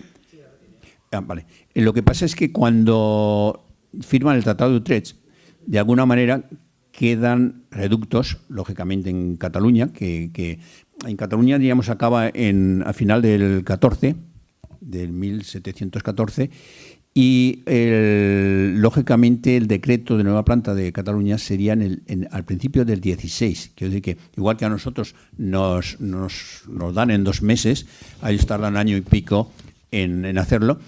Además, no lo hemos leído, pero por falta de tiempo, pero en el decreto de Utrecht piden los Gran Bretaña que tengan en cuenta a los catalanes para que no les quiten, para que les traten tal, y entonces eso lo acepta Felipe V para que lógicamente no tengan, salvo lo que se llamaría la incorporación a Castilla, pero todo lo demás tiene un trato, digamos, exquisito que nos hubiese gustado que nos hubiesen dado a nosotros. Una preguntita. ¿El británico o inglés que ha mencionado es Enrique Amen, el que ha dicho el texto? Sí. ¿Algunas reflexiones sobre Cataluña? Pues un momento que te lo digo porque... Pues sí. Mientras le contesto a mi compañero casi de asiento, que aparentemente, aparte del 11 de septiembre famoso de Cataluña, parece ser que los últimos tiros estuvieron en Baleares, en 1715. Sí, a lo legal. Sí. Pues un momento que tengo ahí. Es que tengo tantos papel que no he... Luego te lo digo. Este inglés era John Lynch o algo así. Sí. JOHNLYNCH, que digamos que era el que ha escrito, es un hispanista y lo ha visto desde ese punto de vista. ¿Más preguntas? Sí, vamos a ver. Sí, dígame. Muchas gracias por su Hasta luego. intervención muy bien preparada, pero dos cosas muy concretas. Una, hablaba al principio de que la guerra de sucesión es una guerra internacional. También a nivel español es una guerra civil. Sí, centralismo, foralismo, matizado de intereses, porque aquí se traiciona todo de acuerdo con la economía. Sí, es una guerra civil que nos viene dada, digamos, por lo otro, sí. Que es muy antigua. Sí, también. que incluso en el de esto sí, porque la presentación esta no estaba hecha para esto y algunas cosas se quedan cortas. Sí que fue una guerra civil, pero sobrevenida. Pero... Sobrevenida sí, en eso sí, es una guerra civil, lógicamente, porque dentro de esto hay dos bandos, y no es que haya dos bandos, es que además están con vaivenes, pertenecemos a uno, viene el otro, y claro, además... Y Castilla estuvo muy contenta de que ganara Felipe V con el centralismo, es lo que había querido siempre. Pero sí. Aparte de eso, quería hacer una aportación cuando se ha hablado del derecho de asiento, sí. Que favorece el comercio negrero y que desde el punto de vista ético es inaceptable. Hay otro acuerdo que creo que también es de Utrecht, que nos va a salir muy perjudicial para nuestra economía en América e incluso para la independencia de las colonias, que es el navío de permiso. El navío de permiso con el cual concedemos a Gran Bretaña el privilegio de una vez al año comerciar libremente con América, pero que no va a ser una vez al año, que va a ser todo lo que les dé la gana, y que va a perjudicar mucho nuestras relaciones con América y va a influir mucho en los dirigentes en Hispanoamérica para independizarse, entre ellos en Venezuela con Francisco Miranda. Sí, hay que pensar que en el tratado lo que se permite, de alguna manera, que ellos puedan comerciar, no solamente los negros, sino que todo su comercio, y excluir a los demás, que además es muy curioso, porque, ellos pueden decir, pero ellos lo que quieren es la exclusividad, y eso sí que lo hacen, el tratado, diríamos, hay un resumen, pero luego el tratado es mucho más grande. Pero para entendernos, diríamos, el objetivo lo consiguen. Ellos consiguen. Lo que no quieren es que haya unas potencias que le puedan hacer sombra. Y segundo, debilitar. Primero, perdemos todo lo que sea de Países Bajos, de Italia. Perdemos, que entonces tenía mucha importancia, Gibraltar tenía mucha importancia porque era un paso obligado. Menorca también tenía su importancia entonces, con lo cual quiero decir que cedemos mucho. Yo creo que en este momento lo que hace Felipe V es decir, bueno, yo puedo coger y sellar la paz con el fin de... Y es lo que hace. Lo que hace, sin duda alguna, es eso. Yo creo que Felipe V buscaba una cosa, lo consiguió. Los otros buscaban también otra cosa, lo consiguieron, y quien perdió, lógicamente, fueron pues los ciudadanos y especialmente los de abajo, porque los grandes de España, los ricos hombres de Aragón, luego eran grandes de España. Quiere decir que algunos, lógicamente, no, más bien incluso ganaron. ¿Más preguntas? Sí, yo tenía una pregunta. ¿Sí? Ah, vale, que no te veía. Guerra civil sí, pero leí hace poco que realmente la batalla más dura se había dado, o sea, es un conflicto internacional y donde la batalla más dura fue ahí en el norte de Francia, lindando con la frontera de Bélgica y en la zona de las Ardenas. Ah, sí, bueno, hubo... Ahí fue donde fue la batalla más cruenta de todo el conflicto. Pero vamos, esto para mí es secundario. El tema que yo quería preguntarle un par de cosas, una relacionada con la actualidad y la otra un poquito el aspecto histórico. Usted ha dicho, habla un poquito de la relación de población y de economía en este momento histórico, ¿no? Sí. Entonces, actualmente Cataluña me parece que tiene algo así como 7,5 millones de habitantes, ¿no? Sí, 7,5, sí. Y nosotros en Aragón somos como 1.400.000. Parece ser, yo las referencias que tengo, que en el mejor momento de la Corona de Aragón, en la que estábamos unidos, lógicamente, parece ser que la población entre lo que hoy es Aragón y lo que era Cataluña, lo que es Cataluña, es decir, los condados catalanes que formaban la parte de Cataluña, parece ser que la población era similar. Es Sí, decir, me que parece la población que tenía entonces Aragón, excluyo el Reino de Valencia, y la población que tenían los condados catalanes era similar. Usted ha dado un dato de 1,5 millones de la Corona de Aragón en estos momentos, ¿no? En esos momentos, vamos, en 1700 y algo. Sí. Entonces, mi pregunta es la siguiente. Usted ha recalcado además que en el Aragón de ese momento era eminentemente agrícola y Cataluña industrial. Hombre, a mí me gustaría que usted me dijera un poquito más detalladamente qué tipo de industria había en Cataluña, porque en realidad la revolución industrial acontece como poco 100 años después. Y desde luego a España llega tarde y mal la revolución industrial. Me refiero que no sé qué tipo de industrias se puede hablar en ese momento en Cataluña, en 1700 y poco. No sé. Pero vamos, la siguiente pregunta es, en este decreto de nueva planta se suprime la institución del del Justicia de Aragón, ¿no? Sí, sí, sí. Mi pregunta es, y va en el momento que estamos viviendo, ¿las funciones que hoy día tiene el Justicia en Aragón se justifican, pregunto, en mantener esta institución que nos cuesta muchísimo dinero y que yo no sé, dada la función que tiene, ojo, dada la función que tiene, si esta institución políticamente sería rentable tenerla? Sí, vamos por partes. Primeramente, según los datos que yo tengo aquí, Aragón tenía unos 260.000 habitantes, Cataluña tenía unos 300.000 y Valencia tenía 320.000. Y entonces Mallorca tenía 80.000. Diríamos, hay que pensar que la diferencia, lógicamente, de la diferencia que hay ahora, abismal, a la que había entonces más o menos, había muy poca diferencia. Estábamos más o menos equilibrados, Aragón, Cataluña y Valencia, un poquito más, eran más, porque Valencia hubo un momento en que fue la más rica de España y Aragón estuvo en un momento determinado como segunda. Hablamos cuando aún estaba el reino de Granada, en fin, todas esas cosas.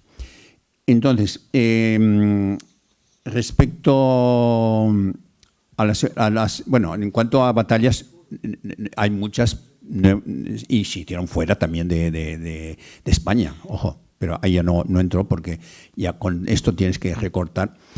En cuanto a la otra pregunta que teníamos era lo de la industria. No era una industria, pero ellos han tenido siempre, y esto hay que reconocérselo, porque ellos vendían paños, vendían una serie de cosas que también se contempla, pero ellos, en vez de hacerlo a nivel local, intentaban salir. Digamos, en Cataluña siempre el concepto, es un concepto que hay que tener, tiene un concepto imperialista.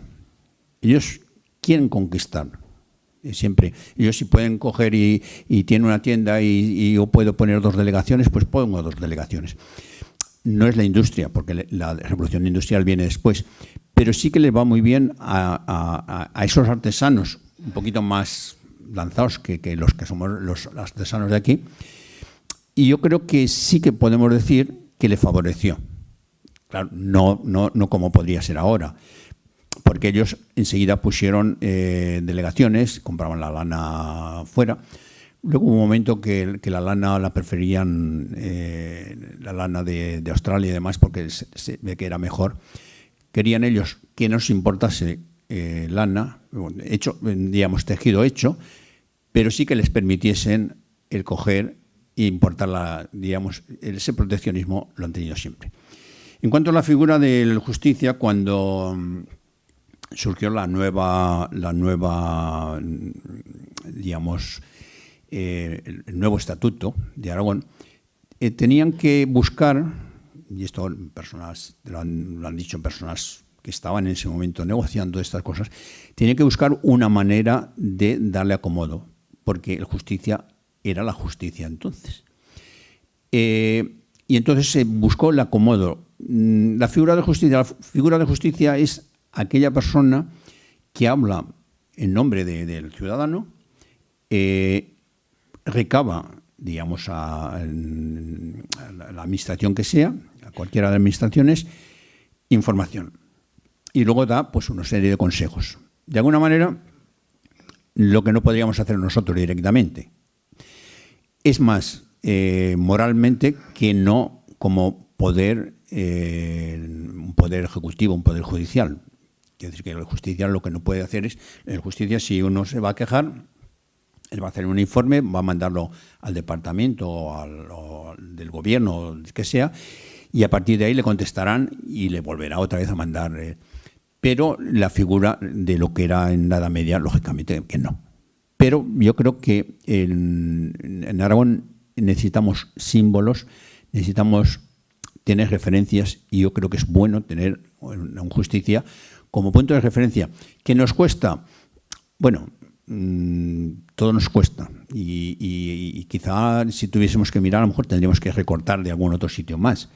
Pero, en principio, en este momento es ni más ni menos la voz de los ciudadanos.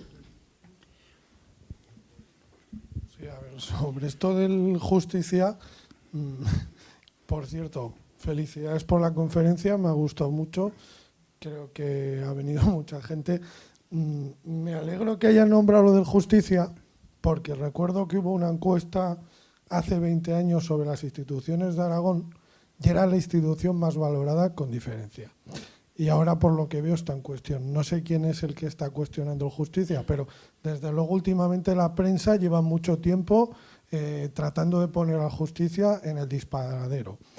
El defensor del pueblo tiene un presupuesto 20 veces superior que el justicia de Aragón. Y de todos los defensores del pueblo de las comunidades autónomas, sea el síndic de Greuges en Cataluña o el defensor o el síndic de Valencia o el defensor del común en Castilla, el justicia de Aragón es el que menos presupuesto tiene con diferencia.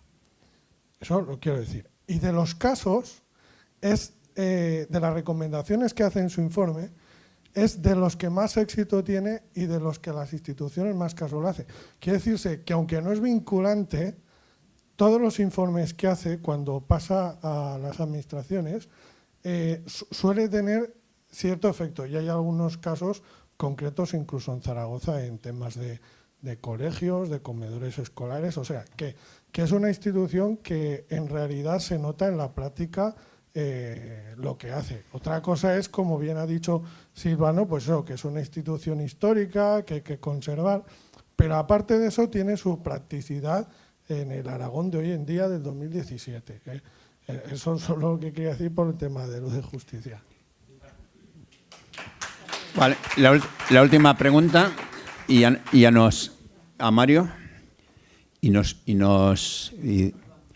bueno, mientras tanto que llega Mario, les diré que el mes que viene descansamos.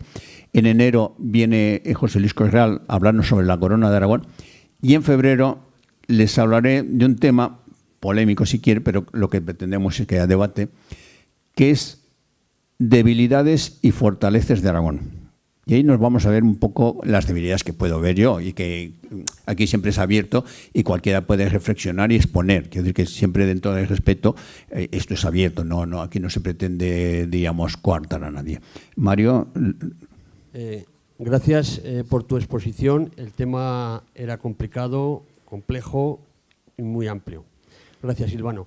Yo solamente te quería hacer una pequeña matización. La esclavitud es una cuestión milenaria. Hablamos ya más concretamente, matizamos esclavos negros. Los han tenido los griegos, los romanos, luego los árabes, y ya con el descubrimiento de América empieza el negocio España y Portugal.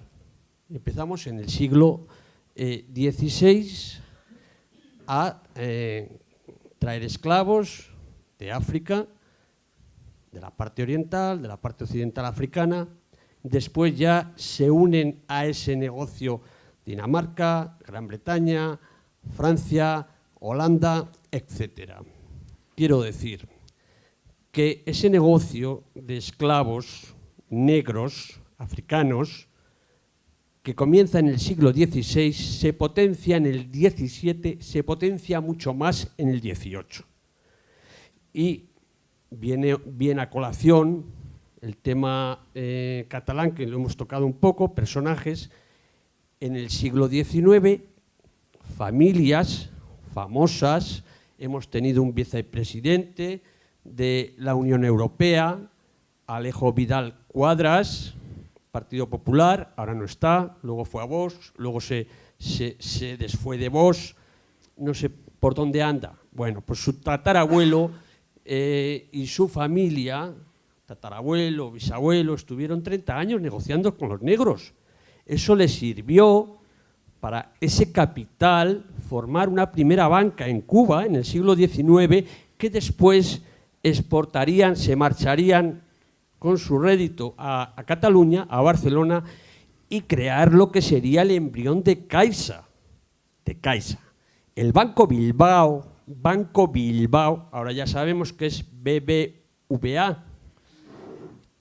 El creador, su familia, también era dinero de los esclavos negros, etcétera, etcétera. Hay muchos más, principalmente en la banca española, que ese dinero que ganaron en las colonias, principalmente en Cuba, también en Puerto Rico, pero principalmente en Cuba, han florecido luego, como tú bien has dicho, en construcciones, etcétera, etcétera. Hubo comercio de negros intenso en España, lo hubo. España fue el último país europeo en abolir la trata de negros, de la esclavitud negra. Carlos III, el famoso alcalde de Madrid, fue el que le dio intensamente toda la trata de negros a Cataluña, y solamente Cataluña podía operar. Barcelona, el puerto de Barcelona, también Cádiz y otros puertos, pero el principal puerto de trata de negros, de tráfico de negros para las Indias, lo que se llamaban las Indias para América, era el de Barcelona. Simplemente eso. Muchas gracias. Sí, bueno, ya cerramos. Haremos una charla también, que esta es también compleja, sobre las clases sociales a todos los niveles, no buscando una cosa, sino con una parte de cómo empezamos con esa esclavitud, donde los clásicos la veían tan normal, ¿no? Y también tenemos ese tema, que no sé cuándo lo haremos, pues depende cómo combine. Gracias a todos por la paciencia que han tenido, y les esperamos el próximo enero, y luego al mes siguiente, cada mes iremos haciendo. Si hay alguno que no nos haya dejado su correo, no lo recibe, si nos deja el correo, nosotros lo enviaremos tranquilamente en el momento que pongamos en marcha. O si no, nos pueden seguir o bien por CAI, por Joaquín Roncal, que sale en el programa, o bien por nuestras páginas web. Muchas gracias y hasta la próxima.